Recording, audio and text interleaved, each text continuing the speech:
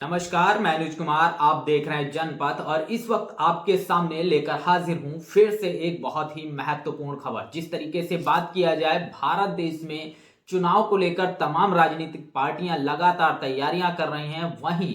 22 जनवरी के अंदर भारत में एक बड़ा इवेंट होने जा रहा है। राम मंदिर की प्राण प्रतिष्ठा का एक बड़ा कार्यक्रम जो अयोध्या में होने वाला है और लगातार उसकी तैयारियां चल रही हैं। लगातार तमाम निमंत्रण जो है तमाम राजनीतिक पार्टियों और तमाम रसूखदार व्यक्तियों को लगातार भेजा जा रहा है। वहीं से बड़ी खबर निकल कर आ रही है कि जिस तरीके से तमाम जो राजनीतिक पार्टियों को इसका निमंत्रण भेजा जा रहा है, वहां पर कुछ ऐसे नेता हैं जिन्हें इसका निमंत्रण नहीं भेजा गया। और उसमें जो बात किया जाए, उद्धव ठाकरे और अखिलेश यादव, ये दो ऐसे दो नेता हैं जिनको इस कार्यक्रम के अंदर शामिल होने को लेकर निमंत्रण नहीं भेजा गया है। और इसी के हवाले से अगर आप देखेंगे तो उद्धव ठाकरे जी का एक बड़ा बयान आ गया है और उद्धव ठाकरे जी साफ तौर पर कहते हुए नजर आ रहे हैं कि कांग्रेस की आत्मा हिंदू है, इसमें छुपाने जैसा कुछ नहीं है। और इसमें कांग्रेस के तमाम जो नेता हैं, तमाम जो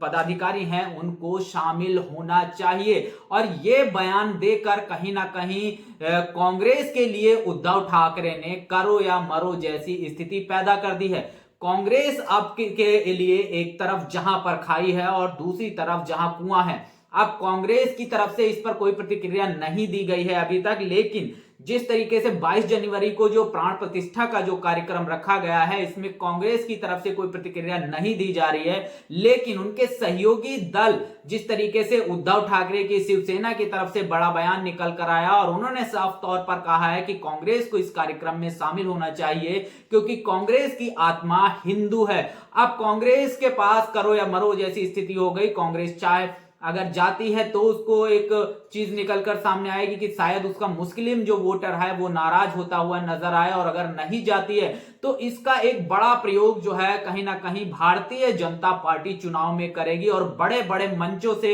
वो साफ तौर पर ये अनाउंस करती हुई नजर आएगी कि ये जो पार्टी है ये कहीं ना कहीं राम विरोधी पार्टी है, क्योंकि इसको हमने निमंत्रण दिया और ये पार्टी इस कार्यक्रम में शामिल नहीं हुई है। वहीं पर जिस तरीके से आप देख सकते हो कि राम मंदिर में तमाम लोगों को जिस तरीके से शामिल होने का मौका मिलता है, और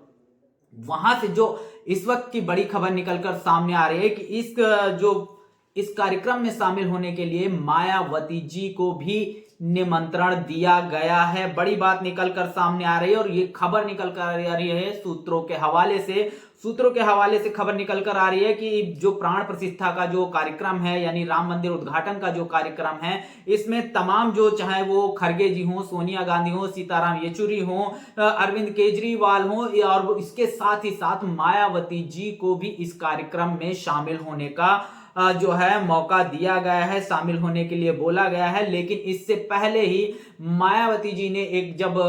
कार्यक्रम किया था और उस कार्यक्रम में, उस प्रेस कॉन्फ्रेंस में उन्होंने साफ तौर पर जो तमाम चीजें कही थी कि हमारी जो पार्टी है वो धर्मनिरपेक्ष पार्टी है, वो सभी धर्मों का सम्मान करती है, और इसके साथ ही साथ अगर अयोध्या में राम मंदिर बन रहा है उससे हमें कोई ऐतराज नहीं है, लेकिन आने वाले समय में अगर सुप्रीम कोर्ट के आदेश पर अयोध्या में एक बड़ी मस्जिद का भी निर्माण होता है तो उसका भी हमें कोई ऐतराज नहीं है। बड़ी बात निकलकर सामने आई और इससे साफ तौर पर जाहिर ये हो जाता है कि भारत देश के अंदर एकमात्र वो राजनीतिक नेता है मायावती, जिन्हें राम मंदिर में तमाम जो कार्यक्रम हो रहा है इससे कोई भी प्रभाव पड़ने वाला नहीं है, वो वहां जाने वाली नहीं है, क्योंकि वो कभी भी किसी मंदिर मस्जिद में जाते हुए नहीं देखी गई। लेकिन तमाम जो विपक्षी दल के जो नेता हैं वो इस मामले पर फंसते हुए नजर आ रहे हैं। वहीं अगर देखा जाए, बसपा की तरफ से तमाम जो चीजें निकल कर आई, उन्होंने जिस तरीके से बताया कि हमारी पार्टी जो है संविधान में विश्वास रखती है, संविधान में जो तमाम जो धर्मों को लेकर जो तमाम चीजें लिखी गई हैं उनका सम्मान भी करती है और संविधान के आधार पर उनकी पार्टी चलती है और धर्मनिरपेक्ष एक पार्टी है। इस तरीके की बातचीत की जिससे तमाम जो राजनीति है वो वहां पर उन्होंने तमाम जो चीजें हैं वो स्पष्ट कर दी है। इससे एक चीज स्पष्ट हो जाती है कि बहुजन समाज पार्टी पर इसका कोई भी प्रभाव नहीं पड़ता है, ना ही उसके वोटर का कोई प्रभाव पड़ता है, क्योंकि बहुजन समाज पार्टी का जो तमाम वोटर है वो समता, बंधुता और एकता जैसी तमाम जो चीजों पर विश्वास करता है। और बहुजन समाज पार्टी का एजेंडा भी है कि वो संवैधानिक पार्टी है, संविधान के आधार पर शासन सत्ता करती है। तो इसको लेकर बड़ी खबर निकलकर सामने आई और मायावती के हवाले से अगर देखा जाए तो इस खबर को लेकर तमाम चीजें हो गई हैं। लेकिन भारतीय जनता पार्टी ने तमाम जो कार्यक्रम हो रहा है, इस कार्यक्रम को लेकर एक बड़ी जो तमाम चीज निकल कर आ रही है कि उसने इनविटेशन ऐसे लोगों को निमंत्रण भेजा है जो इस प्राण प्रतिष्ठा के कार्यक्रम में आना नहीं चाहते। लेकिन जो लोग इस प्राण प्रतिष्ठा के कार्यक्रम में आना चाहते हैं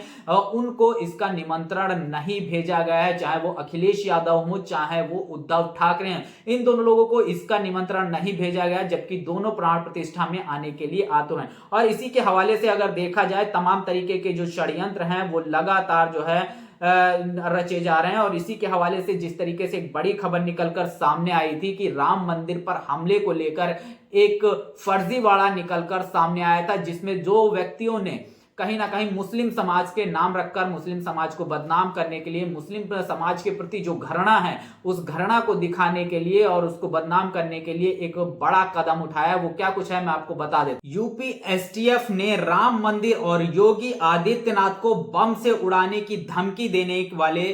2 अपराधियों को दबोच लिया है। और यह बड़ा खुलासा किया है कि राम मंदिर और योगी आदित्यनाथ को बम से उड़ाने की धमकी देने वाले दोनों अभियुक्तों को लखनऊ के विभूति खंड से गिरफ्तार किया है। और उनके नाम जो है वो ताहर सिंह और ओम प्रकाश मिश्रा की गिरफ्तारी की गई है। इन्होंने मुस्लिम व्यक्ति के नाम से आईडी बनाकर, मेल बनाकर फर्जी जो मेल भेजा था। और कहीं ना कहीं इसको लेकर जिस तरीके से यूपी एसटीएफ ने बड़ा खुलासा किया है, बड़ी बात निकलकर सामने आ रही है। और लगातार जो तमाम तरीके की जो सुरक्षा है, सुरक्षा का हवाला दिया जाता है। लगातार तमाम जो काम होते हैं, तमाम जो गरीब व्यक्ति किसी भी तरीके की तमाम जो लड़ाई झगड़े होते हैं वहां पर जब है योगी आदित्यनाथ का बुलडोजर चल जाता है, तो क्या इन व्यक्तियों के ऊपर बुलडोजर चलेगा, इनके घरों पर बुलडोजर चलेगा, जहां पर या फिर इनके नामों को देखकर कहीं ना कहीं न्याय व्यवस्था की जाएगी, जहां इनके नाम ताहर सिंह और ओम प्रकाश मिश्रा बताया जा रहा है। और क्या इन नामों के आधार पर क्या योगी आदित्यनाथ का बुलडोजर इनके घर की तरफ मुड़ेगा, बड़ी बात निकलकर सामने आ रही। लेकिन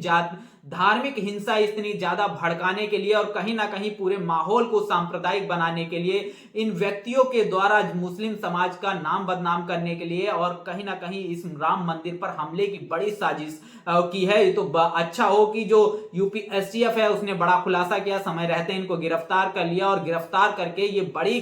खुलासा किया कि इनका एक्चुअल नाम जो है वो ताहर सिंह और ओम प्रकाश मिश्रा है। अब बड़ा सवाल ये खड़ा करता है कि क्या योगी आदित्यनाथ सरकार, मोदी सरकार क्या इन पर उसी तरीके की न्यायिक प्रक्रिया करेगी जैसी